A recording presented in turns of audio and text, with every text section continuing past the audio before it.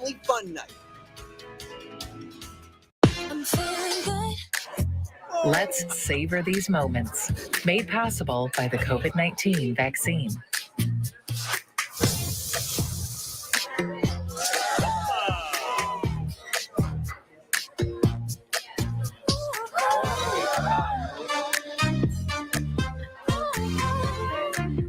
Keep the dining out going by keeping yourself protected and your COVID-19 vaccines up to date.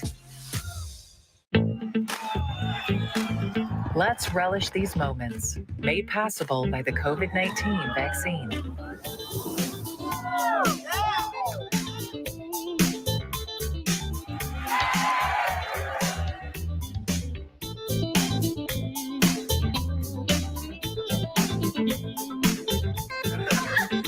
Keep the festivals going by keeping yourself protected and your COVID-19 vaccines up to date. Can I ask you a question? Why do you want to get the COVID-19 vaccine? I don't like getting sick. The virus will die. It will be easy to not catch it. Keep my family safe and keep playing soccer. Because I love being vaccinated. What's your hope for everyone? I hope everybody gets the vaccine to keep safe and strong. Be happy, having fun everywhere.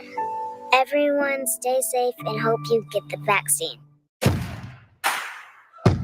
Let's whoop it up for these moments, made possible by the COVID-19 vaccine.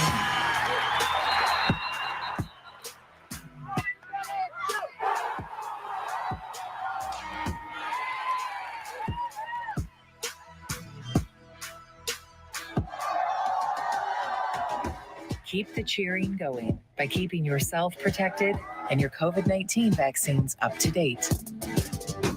Fire Prevention Week is just around the corner. Join volunteer, part-time, and on-call firefighters at this year's Fire Open House. Catch up on your fire safety knowledge with live demonstrations and hands-on activities.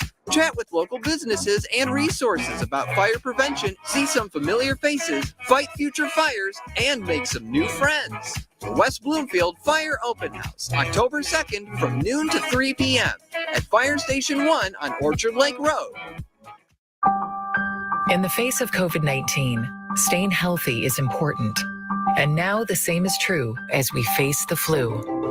Influenza has the potential to infect millions, putting lives and the healthcare system at risk. Fortunately, it's easy to protect yourself. The flu vaccine is safe and effective, and with COVID-19 still spreading, it's essential. To see how you can hit this virus head-on, visit michigan.gov/flu. Now that the vaccine is available for children 5 and up, why do you recommend it? Kids are part of the community and they can spread COVID. We're seeing both healthy children getting sick from the virus as well as children with underlying health conditions. They can easily bring the virus home to other people that are vulnerable and make them sick as well. This vaccine can change that and keep children safe. It's essential that your children get vaccinated to protect them, to protect your families, and to protect those in the community around you. Mark your calendars for the 11th Annual Family Fun Night at West Bloomfield High School. Stop by on Friday, September 16th at 5 p.m. for an evening of free, fun activities as we honor our military, police, and fire heroes. Plus, stick around to see Laker football take on Clarkston at 7 p.m. To find out more, scan the QR code on your screen or visit wbsd.org/community/family fun night. I'm feeling good. Let's savor these moments, made possible by the COVID-19 vaccine.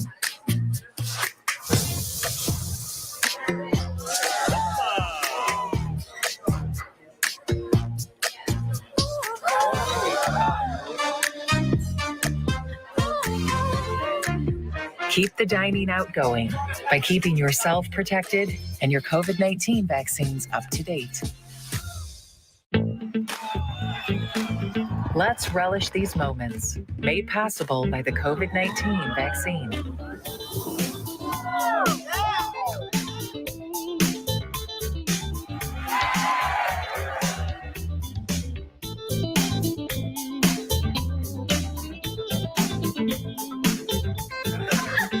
Keep the festivals going by keeping yourself protected and your COVID-19 vaccines up to date.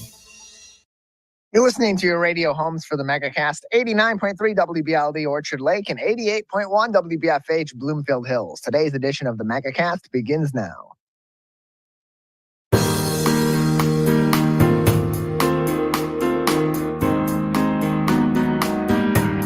Welcome to the Megacast. I'm Tyler Keefe, welcoming you to our live, local, 5 days a week TV, radio, and streaming show looking into all things Michigan. Today, I'll be talking to a number of people about a whole host of fun and interesting stuff, as well as important news stories right here in the state of Michigan. Let's get into today's headlines on our website, civiccentertv.com, on our local news page. Our top story today comes from the Detroit Free Press's Miriam Marini, as Michigan reported just under 16,000 new COVID-19 cases in the past week, as well as 83 deaths. The statewide average topped out at about 2,265 cases per day, and 83 deaths over the past week brings the state's total throughout the course of the pandemic to 2,786,213 deaths. Last week, Michigan had a test positivity rate of 20%. That's, again, of course, among those tests that are having their results reported back to the state of Michigan. That number could be more, it could be greater, that number could be lesser. We don't know for sure. What we do know is among the tests of which results were sent back to the Michigan Department of Health and Human Services or local health departments, 20% of those tests in the past week came back positive. Also making headlines today on civiccentertv.com on our local news page from the Detroit News is Mike Martindale. An Oakland County Sheriff's probationary deputy has been relieved of their duties following preliminary investigations into suspected wrongdoing. The sheriff, Michael Bouchard, only released some details to the public following the announcement, stating that the probationary deputy had allegedly made some inappropriate comments online that were not within the sheriff's office's quote, Code of Professional Conduct, and closed quote. In a statement at a press conference yesterday, the sheriff said, quote, "He is no longer employed here. Let's be 100% clear. He has been relieved of duties. Our investigation is continuing and we will pass it to the prosecutor's office for possible criminal application," and closed quote. Finally, making headlines today on civiccentertv.com's local news page from Bridge, Michigan's U. Stella U. The future of codifying abortion legality in Michigan may come down to a mere number of words. The state Supreme Court may decide on whether a ballot proposal for this November, intended for this November's election, will make its way to the polls this week, potentially, after the State Board of Canvassers recently ended their discussion on the matter in a deadlocked 2-2 tie on whether or not to place this particular proposal on the ballot. Opponents of the proposal have gone so far to call the language of it, quote unquote, garbled, arguing that previous typographical errors have kept other proposals off of the ballot, and that's the reason why this particular proposal should not make it to November's election ballot. Will that be the case with this abortion proposal? Time will tell. If it is going to be on the ballot, however, this November, that time is quickly running out, as absentee ballots are soon to be sent to those overseas and in the military for this November's gubernatorial election here in Michigan. All of those headlines are on our website today at civiccentertv.com/local-news, as well as those other helpful links to accurate and up-to-date information on COVID-19 from the Centers for Disease Control and Prevention, the Michigan Department of Health and Human Services, as well as the Oakland County Health Division. We have a great program ahead on this Wednesday edition of the Megacast. Coming up next, we'll talk to a filmmaker about Boblo Island, a Detroit fairy tale. That's up next on the Megacast. Can I ask you a question? Why do you want to get the COVID-19 vaccine? I don't like getting sick. The virus will die. It will be easy to not catch it. Keep my family safe and keep playing soccer because I love being vaccinated. What's your hope for everyone? I hope everybody gets the vaccine to keep safe and strong. Be happy, having fun everywhere. Everyone stay safe and hope you get the vaccine. Let's whoop it up for these moments, made possible by the COVID-19 vaccine.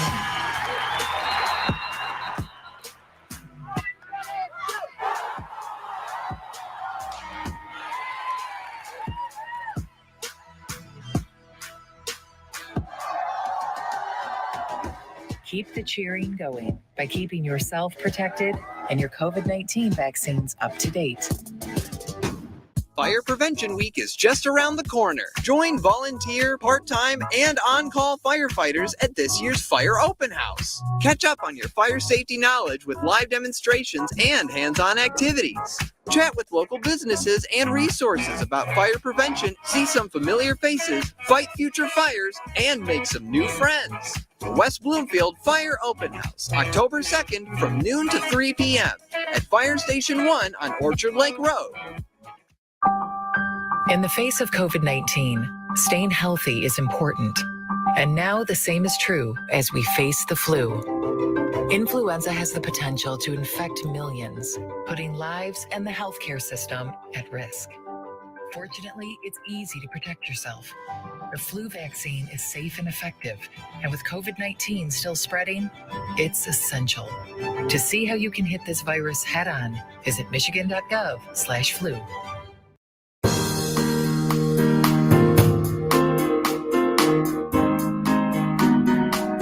Welcome back to the Megacast, our live daily 1-hour TV, radio, and streaming show about all things Michigan. I'm Tyler Kieft. You can learn more about the program by visiting civiccentertv.com/megacast, where you'll find information on our entire network of stations, including My Michigan TV.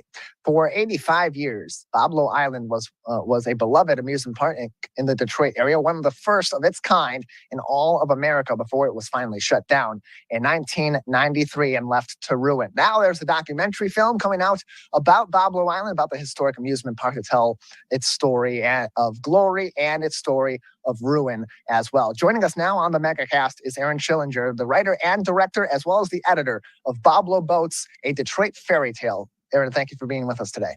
Yeah, great to be here. Thanks for having me. Appreciate having you on. So Boblo Island, a beloved amusement park in the Detroit area and really in the state of Michigan for a very long time, 85 years before it shut down in 1993. So for you, why tell this story right now? What about right now made this the perfect time to go through the process of making a documentary about Boblo Island and telling its story, not only to Detroiters, but to people all over the world? Well, I first started the documentary in 2015, and the thing that drew me was I met a psychic who could talk to the boat. But the reason why I felt like it was really urgent to make the movie is because one of the two steamships, the St. Clair, one of the Boblo boats, was in desperate need to find a new dock location. So that was the first thing we were helping out in 2015, was to try to find a place to move the boat, because otherwise it was going to be scrapped. And then the other thing that really struck me as I began to research the film was the importance of Boblo Island in its civil rights history, which so many Michiganders didn't know. And now, we're living in an age where we're really honoring those Black stories. And so that's why it felt like a really relevant story to me. So as you're putting this documentary together, you're keeping all of that in mind. What was your approach in terms of the storytelling? Because there's so many different angles to the Boblo Island story, the Boblo Boats story. What ultimately was your creative decision in terms of how you're going to tell this story of this historic landmark in the Detroit area? You're absolutely right. There's a lot to fit into one 79-minute movie. So it's kind of, when people watch the movie, it'll be like a scattered potpourri history, as well as following the teams who were trying to save the boats. And so to kind of tie it all together, we worked with narrator Martha Reeves of Martha Reeves and the Vandellas to narrate the film. And we chose a unique perspective to write the narration. I decided to tell the story from the perspective of SS Columbia herself, the older of the two steamships, in order to give it that kind of poetic, magical spine to tie the story together. Because for so many generations of Detroiters and really people from all over the world who ended up having the opportunity to go to Boblo, it was always a magical place. And so I feel like having this magical narrator would give it that special feeling. And there's so many pretty iconic figures too, beyond, of course, the Boblo boats themselves, individuals, humans as well. And you mentioned this a little bit earlier on, particularly from the civil rights angle of Boblo Island and how significant that was in Detroit's history. The film also, in part, tells the story of one of those civil rights pioneers, Sarah E. Ray, who was among the people that were forcing the integration of Boblo Island back in 1945, and that's way before integration of our schools across the U.S. was mandated by the federal government. So, why focus on her story in particular? What about Sarah E. Ray and the impact that she had on the Detroit area, on civil rights, and of course on Boblo Island made that an important element to put into the story, especially as you mentioned, you're trying to put so much information into 79 minutes and tell a compelling story with a lot of detail.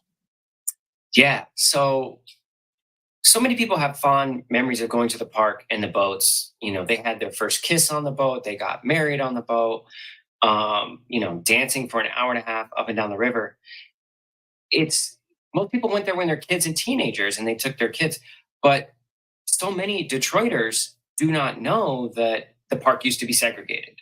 And so I feel like in addition to honoring all those happy memories, we wanted to also tell people some things that they did not know about Boblo. And so in this instance, Sarah Elizabeth Ray forced the integration in 1945 after she got kicked off because she was Black. And after she got kicked off, she went straight to the NAACP, and working with them, the NAACP sued the Boblo Excursion Company, ultimately winning at the Supreme Court case where Thurgood Marshall was her lawyer. And this is like an astounding, important history that people don't know. So it was exciting and important to include it in the film. The film will begin screening in the Metro Detroit area later on this month, September 15th through the 21st, Royal Oak, Rochester Hills, the Imagine Palladium in Birmingham as well. And then later on this month, the 23rd through the 29th in Woodhaven and in Saginaw as well in the state of Michigan. Also in other places throughout the Midwest region, including in Wisconsin, Illinois, and Indiana. We're joined by Aaron Schillinger, writer, director, and editor of Boblo Boats, a Detroit fairy tale, joining us on today's edition of the Megacast. You can find more information on Boblo Boats, a Detroit fairy tale by visiting BobloBoatsFilm.com, BobloBoatsFilm.com for more information. In terms of this story, how does it translate to some of the lessons that we're actively learning right now in our society, and kind of mirror or directly correlates to our past in Detroit? Yeah, well, there's a Boblo museum that's happening in Marine City right now. And it has lots of nostalgic items, including some props from the film. And I think the curator of the museum at the Mariner Theater, Laura Merchant, said it well when she said, we're living in a time of nostalgia right now, where people really want to go back and relive their past. So, everything from fashions from the 80s coming back to the music kind of changing. And then people just like wanting to see memes about Faygo and, the good times. So the film plays into that, but it also is about reframing parts of that story to include the civil rights history that was left out, for decades, really, when people talk about Boblo Island. And there's actually another amusement park that the film goes into, Sugar Island, which was a formerly African-American amusement park that was just like an incredible story that our researcher found when we were making the film. In terms of approaching Boblo Island's demise in the 90s and the way that it came to its close, knowing that it's been closed for almost 30 years at this point, and there's really nothing too much you can get in terms of where it's at right now. How did you go about then collecting what you needed to piece this film together beyond just the content element of it and the storytelling element of it, but those physical images that people can see of what Boblo Island was and also what it became as it was neglected later on? So I took a lot of trips across the Ambassador Bridge and taking a car ferry from Amherstburg to Boblo to film what it looks like now, including, interviewing Canadians, because it is a Canadian island. And then as far as the archival, that historic footage, we reached out to a lot of people for their home movies. And then in addition to that, the Detroit Historical Society had digitized 35 millimeter footage of original cameras, original commercial footage that they had shot on the island over the course of the decades. And they digitized that footage at a really high resolution. And so we were able to include that in our film. And it's exciting because when they used to broadcast these old Boblo commercials, it was on like a small television screen, even though it was filmed on larger format cameras. And so now we finished the film in 4K. So now people will be able to watch that footage at a higher resolution than they've ever seen it before. And be able to see it kind of from a whole different angle, some things maybe you missed in that nostalgia that will create some new nostalgia as well. We're joined by Aaron Schillinger. He is the writer, director, and editor of Boblo Boats, a Detroit fairy tale, joining us on the Megacast September 15th through the 21st here in Oakland County in Royal Oak, in Rochester Hills, at the Imagine Palladium in Birmingham, and more. Also locations later on in the month in places like Woodhaven, Saginaw, and more other locations throughout the Midwest, Wisconsin, Illinois, and Indiana as well. Again, more information as well as showtimes in your local area can be found on BobloBoatsFilm.com. BobloBoatsFilm.com for more information.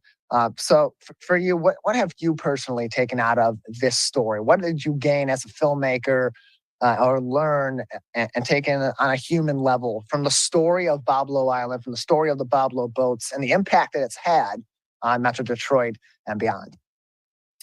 Well, in addition to not even being from Michigan, the film has had a huge impact on my life because now I live in Ferndale, and I'm here to stay because I got married, and now I live in my wife's house.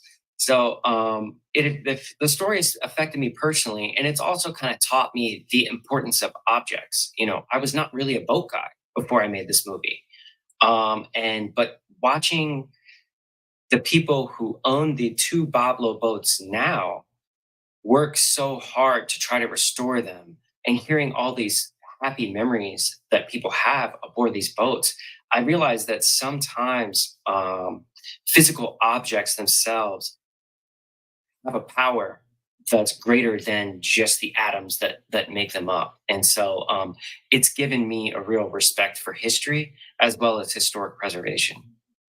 Well, Aaron, appreciate you joining us and telling us more about Boblo Boats, a Detroit fairy tale, and of course previewing the upcoming showings that will happen here in the Metro Detroit area and throughout the state of Michigan. Before we let you go, anything else people should know about Boblo Boats, a Detroit fairy tale? Tyler, you've done a great job listing the website. I just want to let people know that there's still seats available for the special Q&A that we're having at the Royal Oak Imagine at 7:25. Jamon Jordan, the chief city historian, is going to be moderating a panel with me, some of another of the filmmakers and cast members from the film. And you can find tickets for that on the Imagine website or on our website, BobloBoatsFilm.com. But it was great talking with you. Thanks so much for your excellent questions. Appreciate having you on. BobloBoatsFilm.com for more information and showtimes in your local area coming up in the next few weeks here in September. We'll take a break on the Megacast. When we come back, we'll talk about sports as we're getting ready for the Lions to kick off their regular season campaign this coming weekend against the Philadelphia Eagles, and as the college football season is well underway. That sound you're hearing is not a train in your background. It's the diesel. Matt Derry joins us next on the Megacast. Now that the vaccine is available for children 5 and up, why do you recommend it?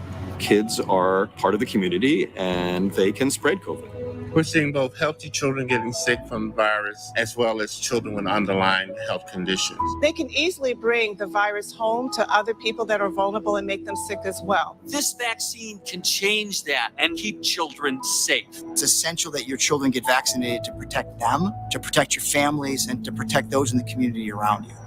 Mark your calendars for the 11th annual Family Fun Night at West Bloomfield High School. Stop by on Friday, September 16th at 5 p.m. for an evening of free, fun activities as we honor our military, police, and fire heroes. Plus, stick around to see Laker football take on Clarkston at 7 p.m. To find out more, scan the QR code on your screen or visit wbsd.org/community/Family Fun Night. I'm feeling good. Let's savor these moments, made possible by the COVID-19 vaccine.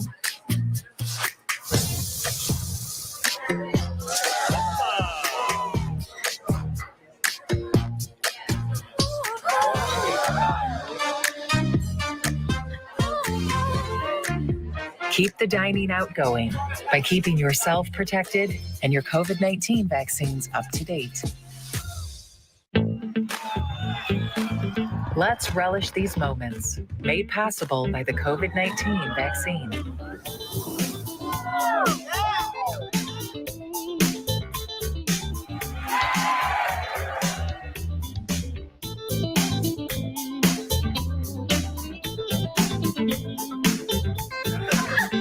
Keep the festivals going by keeping yourself protected and your COVID-19 vaccines up to date.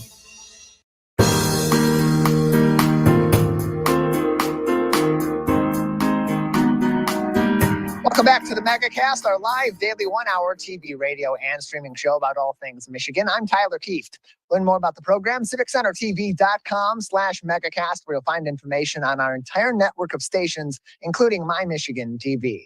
Joining us now is the host of the Locked On Lions podcast, which you can find on a number of different podcast outlets, including Apple Podcasts, Spotify, Odyssey, and more. Matt Derry joins us now on the Megacast. Matt, thanks for being with us today.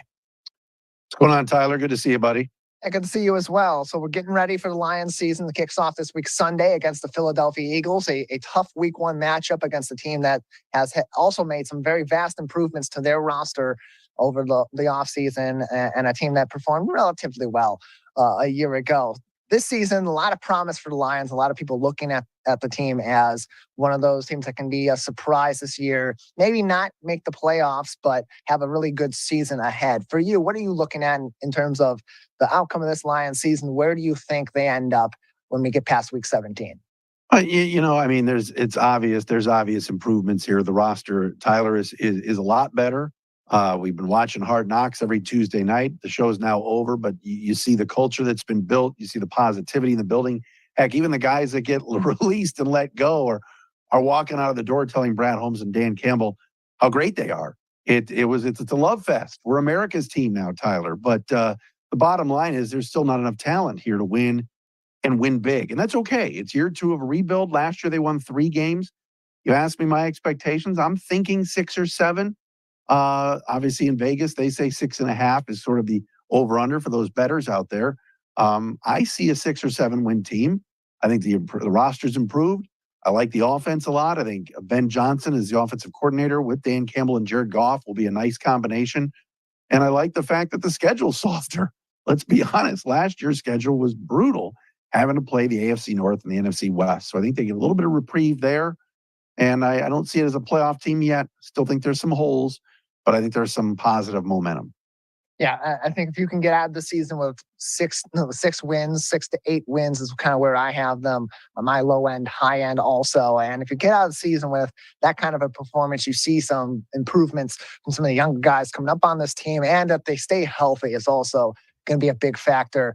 I think that'll be a vast improvement for the Detroit Lions in the 2022 season. Another story with the Lions that is going to be getting a lot of focus this year is the future at the quarterback position. Jared Goff coming into a really make it or break it year, as many see it, and potentially could be let go this offseason if the Lions decide to move forward in a different direction. Some think that regardless of the way that Jared Goff plays in 2022, they should move on and go for whatever the biggest bang for their buck going forward. But that might be Jared Goff. Where do you stand on the Goff issue? Well, obviously, the beginning of the season last year was a disaster. He did not look good. And it looked like the Jared Goff that Sean McVay and the Rams just discarded. Then the coaching changed with Anthony Lynn out. Ben Johnson was helping out, but really Dan Campbell was kind of the offensive coordinator, really. I mean, Lynn stayed on, but he didn't have any impact anymore. And he got better. And this narrative, Tyler, that they're going to move on from Goff after this year, I don't buy it. I think they feel that Jared Goff is going to be here and be here a while. Could they draft a quarterback next year in the first round? They've got 2 picks. Absolutely. But is an Anthony Richardson or Will Levis going to come in here and take the job next year on a team that's trending upward? You still need to have a veteran QB and somebody that's viable. Putting a rookie in there that's never played at the NFL level, I think would be a mistake. So I don't agree that they're ready to move on from him. If he's god awful and terrible, yeah, they may have to pivot and go after and do kind of what Pittsburgh's doing with Trubisky and Pickett. That's possible, but I don't think he'll be awful. I think he'll be better than he was. The question is, in some of those tight games, late fourth quarter, can he deliver? And we're going to find out. He did obviously last year in the Arizona game, or the Minnesota game, I should say. But let's see. Let's see what they got. The wide receiver room is so much better. Run game's good. The O-line's good. So there's no excuses now. He should perform. Yeah, I think that they're at a position where you have to make that decision. Where are you in the rebuild? Are you willing to take a step back and make a few steps forward down the road? Or is this the time where you're really trying to lean into ending this rebuild and finalizing that identity of Detroit Lions football under the leadership of Brad Holmes and Dan Campbell? I see them at the point where you want to make big improvements this year, and next year's that year, you're kind of going for it. Going back to a rookie quarterback doesn't accomplish that. If Jared Goff is even remotely like he was in the second half of last season, if not better than he was in the second half of last season, that's a much viable future asset than going after a quarterback in the first round and making them your immediate quarterback of the future. You can still get that quarterback. You can still trade up. You got 2 first-round picks. There's no reason to be rushing this in a way that could really derail that rebuild. In terms of the preseason, Matt, we saw some really interesting stories pop up, in particular, the performance of some of the rookies on the defensive side of the football. What we saw from Aiden Hutchinson, excellent in the preseason. It looks like that number 2 pick is going to be what we may see in the future and look back on as that was the right pick to make at number 2. Another surprise that came up this season, it's gotten a lot of press, particularly on Hard Knocks, is the performance of Malcolm Rodriguez. In terms of that linebacker room and really the coaching staff, how big of a surprise was Malcolm Rodriguez to the team coming into this preseason, given that he was a 6th-round pick? I mean, I think that they thought he was a good football player, and that's why they drafted him. But yes, to be the best linebacker on the field during the preseason and even in training camp at times is a monster surprise. I mean, a lot of teams, Tyler, passed him up to the point where he went in the 6th round. You're asking a lot of an undersized kid here that was drafted in the 6th round to have to really come in and play a big role. But they're asking him. And when you look in that room and you see the likes of Jared Davis and Sean Dion Hamilton and some of those guys that got cut, obviously Davis brought back for the practice squad, but it's a weak point of the team right now. I mean, is Derek Barnes going to take a leap from last year? Hopefully. But again, he was a 5th-round pick. I think Brad Holmes believes you don't draft linebackers very high. You try to steal them in the mid to late rounds and hope they develop. And that's happened for some other teams, including when Holmes was in Los Angeles. So I think it's a surprise to a lot of people that don't recognize the name. I don't think it's a surprise to the organization. And also, it doesn't help that the room was sort of weak to begin with. But he's going to be good. I think he's going to be very good against the run. I think he's going to plug some holes. My concern with Rodrigo is guarding tight ends, big ones, down the field. Can he cover? There's a reason he slipped to the 6th round, and that is his pass coverage and his speed. So we're going to have to wait and see. But great story, for sure. And those 44 jerseys, at least watching Hard Knocks last night, Rod Wood, esteemed team president, was getting some camera time saying that it's the 2nd most popular selling jersey. So we'll see where this goes. Yeah, got that good Hard Knocks bump.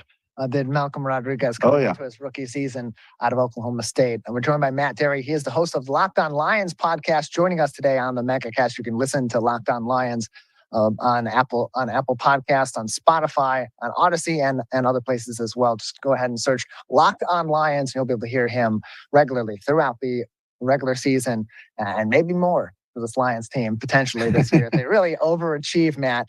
Another area that was a problem area for the Lions, and probably still is quite the problem area for the Lions, is that backup quarterback position. I personally think it's kind of blown out of proportion. You're thinking about a lot of what ifs by saying that backup quarterback position could make or break this team this year. The fact of the matter is, it's still a rebuilding team. If Jared Goff goes down or if Jared Goff underperforms, yeah, that's going to have a huge impact on the Detroit Lions. That being said, the backup quarterbacks this preseason were absolutely terrible. And bringing in Nate Sudfeld, what do you think that brings that's different than a guy like a David Blau or Tim Boyle, given that they were objectively quite bad this preseason? Yeah, they were bad. And I'm not one to bang the drum for Nate Sudfeld either. If Nate Sudfeld were any good, wouldn't he still be in Philly or Washington? I mean, yeah, we have to talk about it because I really believe that Brad Holmes has done a nice job here in 2 years as general manager, but the backup quarterback situation has never been addressed properly. And they swung and missed on just about everything that they've tried. This is similar to last year's kicking situation where in week one, it's like they went through five kickers already. David Blau was not good enough. Tim Boyle was a Holmes pickup, not good enough. And now Sudfeld's in. Then they want to bring Blau back on the practice squad, but Blau said, the heck with you guys, I'm out of here. He goes to Minnesota. And then they bring Boyle back. I mean, it's a bizarre situation. Bottom line, if something happens to Jared Goff from an injury standpoint, they're in big trouble. That's just it. But if Patrick Mahomes gets hurt, the Chiefs are in big trouble. If Aaron Rodgers gets hurt, the Packers are in big trouble.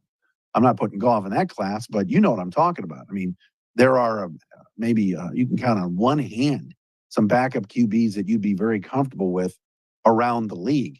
And that's about it.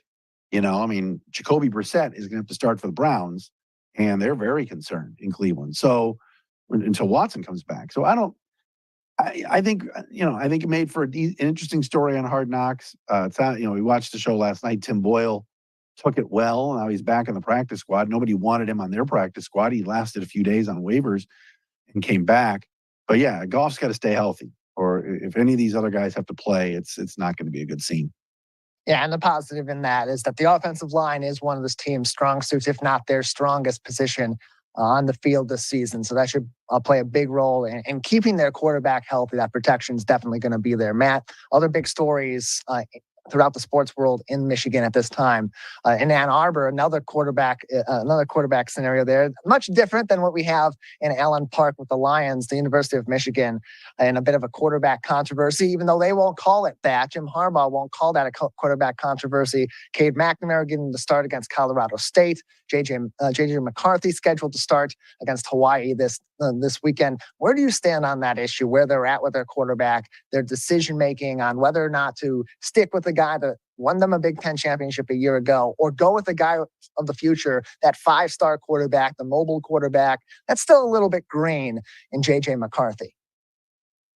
I look at it as Cade McNamara is done. This is JJ McCarthy's show. This has been set up for JJ. JJ's the hotness, and the cult in Ann Arbor loves him. And he's not going anywhere. He's going to light up Hawaii this weekend.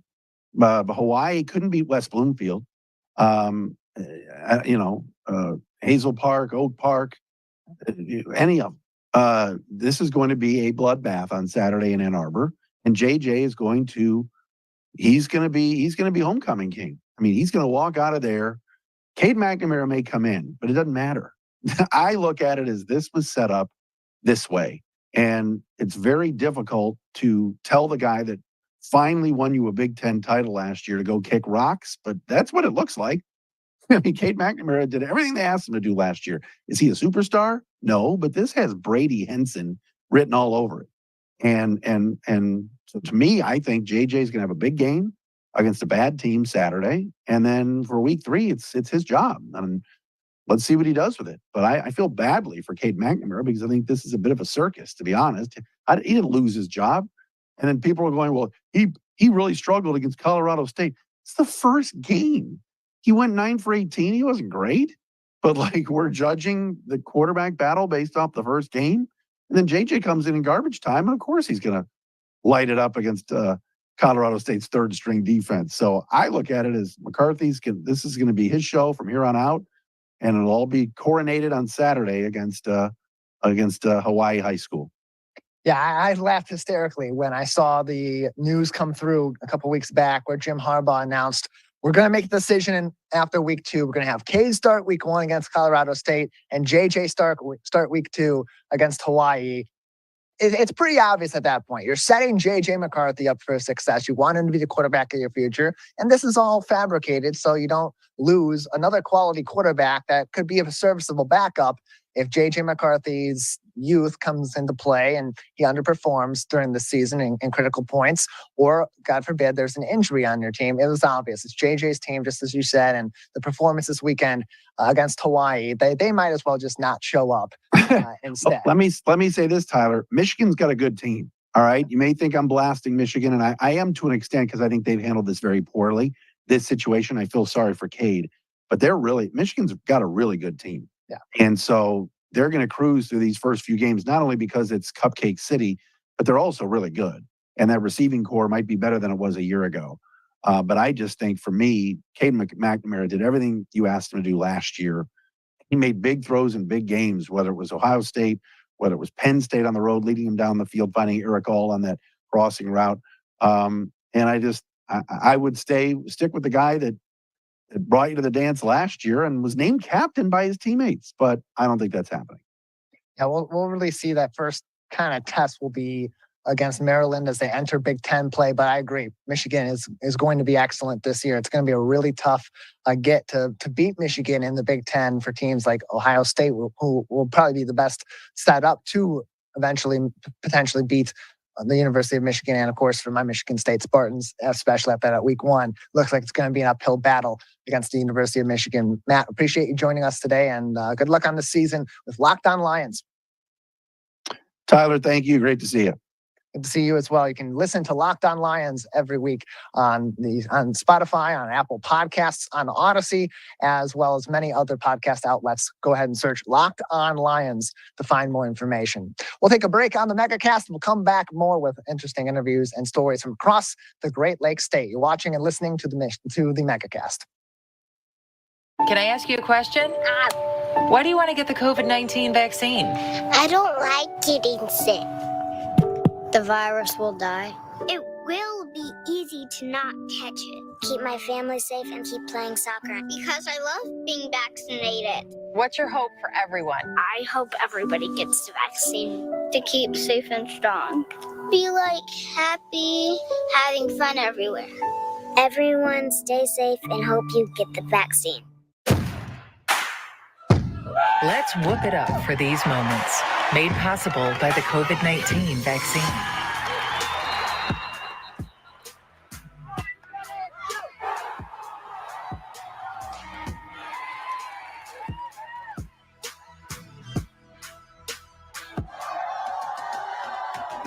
Keep the cheering going by keeping yourself protected and your COVID-19 vaccines up to date.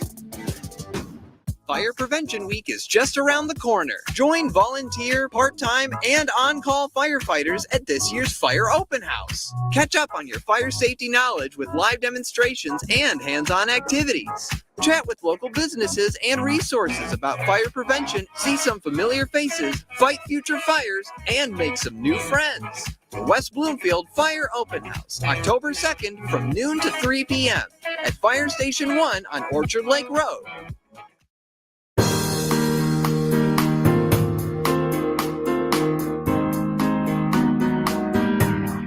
Welcome back to the Megacast, our live daily 1-hour TV, radio, and streaming show about all things Michigan. I'm Tyler Kieft.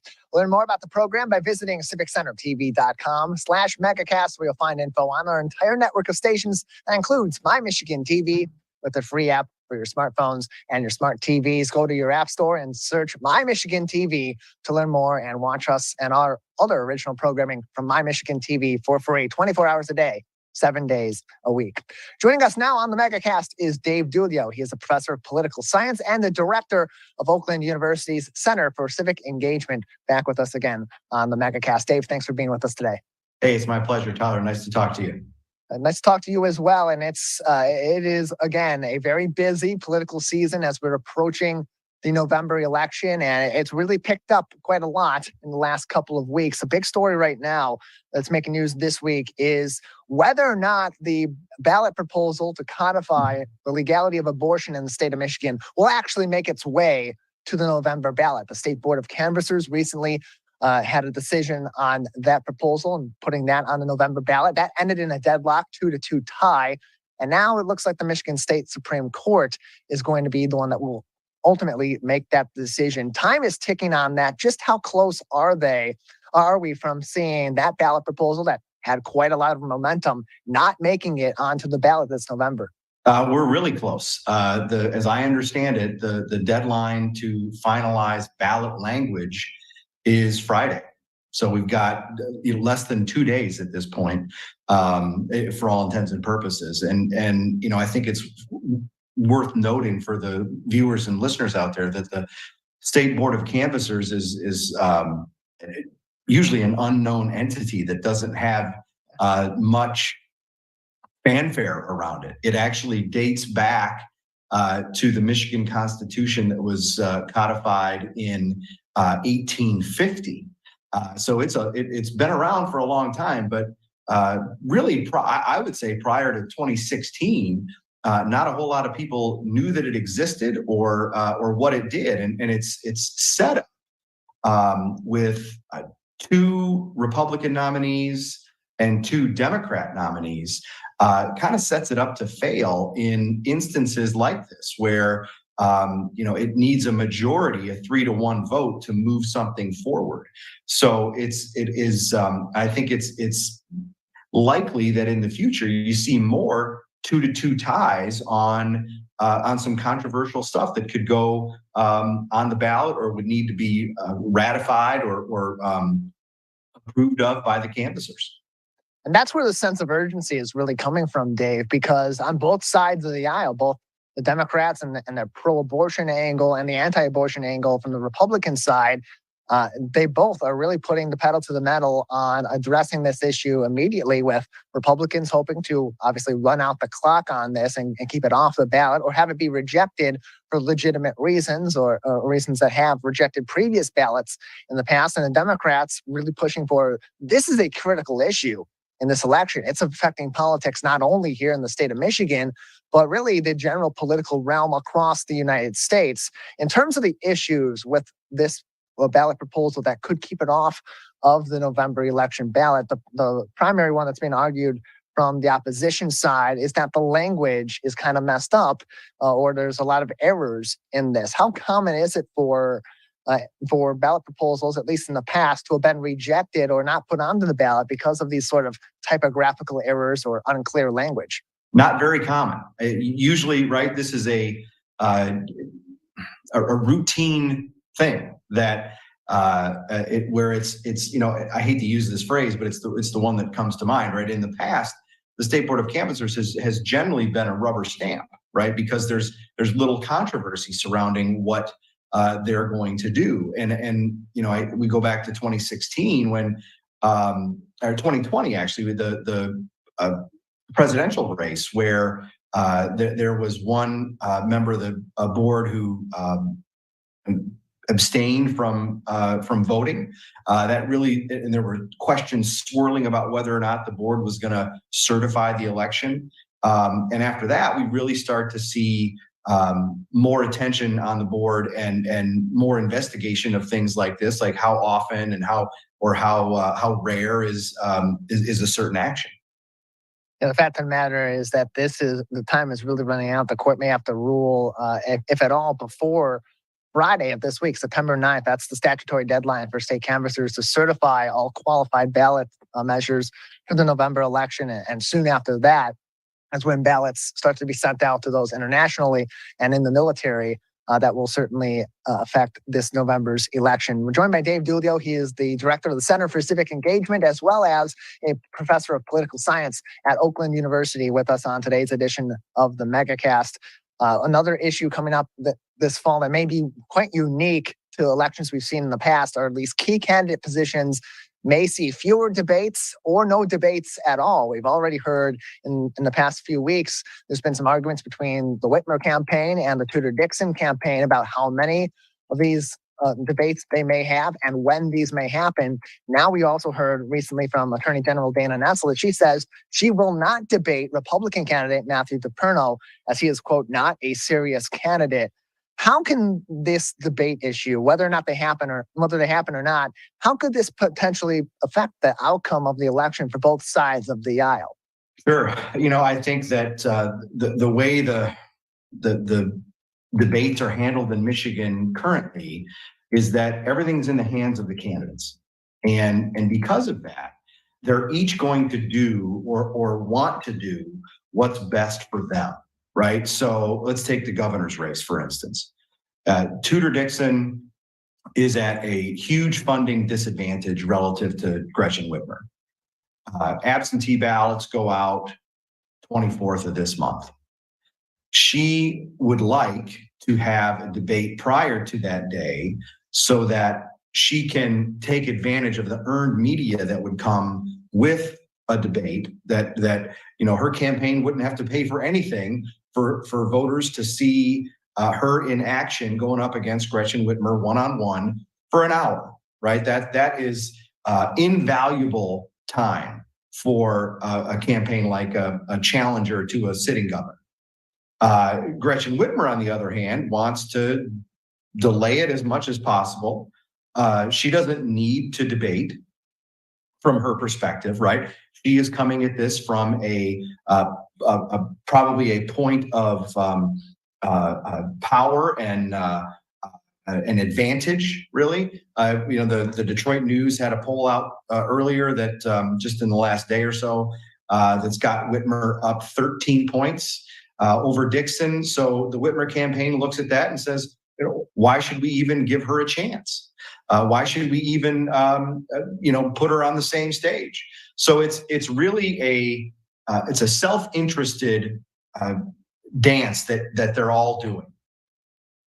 We're joined by Dave Dulio, professor of political science at Oakland University, joining us on today's edition of the Megacast. He's also the director of the Center for Civic Engagement at Oakland University as well. Another big story, controversial story on the federal political level is the raid on Mar-a-Lago that found a bunch of classified documents on Trump's property in Mar-a-Lago. How does this impact 2024 in particular, Donald Trump's potential run for president again, trying to pull off what I refer to as the old Grover Cleveland? For now, the only president to serve 2 terms non-consecutively, of course, right? Right now, it helps Donald Trump. He has seen his poll numbers with Republicans go up since that raid at Mar-a-Lago. It makes him it puts him in a stronger position. You even see some of his rivals or potential rivals coming to his defense, or at least backing him on his claims of overzealous law enforcement. Somebody like Ron DeSantis, who could be a real thorn in the side to President Trump in 2024, has been supportive.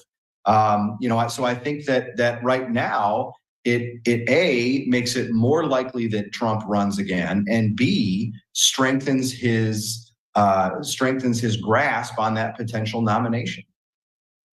And in terms of the ongoing cases against him at state levels and also potentially federally as a result of the Select Committee on January 6th, that could also play a role in that too, as an additional bit of firepower for the opposition to Donald Trump going forward, and potentially setting up for him maybe not legally being allowed to run for office. How likely do you think that outcome is, that he may want to run for office, but ultimately this could end up with him not being legally allowed to do so?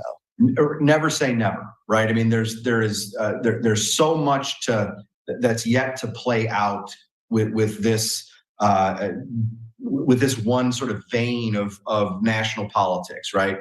And we really have to see how things shake out in the courts before we can even attempt to start to handicap it or say what's likely or what's not. Joined by Dave Dulio. He is a professor of political science and the director of the Center for Civic Engagement at Oakland University, joining us on today's edition of the Megacast. More information can be found on the Center for Civic Engagement at oakland.edu/CCE. That's oakland.edu/CCE. Dave, at this time, as we're approaching November, any upcoming activities or discussions with the Center for Civic Engagement that you'd like to preview? Yeah, Tyler, thanks for the time to do that. We're gonna start our office hours series again, and we've talked about that over the last couple of years, where we highlight faculty experts here at Oakland University. It's a a chat basically that I have with one or two faculty experts from campus. Tomorrow is our first one where we are going to talk with two economists about the state of the economy in Michigan and the U.S. We'll talk about issues of inflation, gas prices, whether or not we are in a recession, what the forecasts might be. And of course, we'll loop that back into how that's all affecting the 2022 campaign, both here in Michigan and across the country. We're going to do 3 additional office hours sessions, one on October 6th about sustainability, and then 2 election-related ones in November, one to preview the election on November 3rd, and one to recap the election on November 9th. The first 3 of these are going to be offered in a hybrid manner where folks can come to campus if they like and join us in the Oakland Center. It's the main student union building on campus. Or they can join via Zoom. Folks can register for that by going to oakland.edu/CCE. And then in October, we're going to have a Lincoln Douglas style debate about the issue of abortion with 2 nationally known, nationally respected thinkers on this issue. One is her name is Jill Filipovic. She's a CNN contributor. She's written for the New York Times, Washington Post, Huffington Post, you name it. And the other is Alexandra DeSantis, who is a writer at National Review. They come at this issue from different perspectives.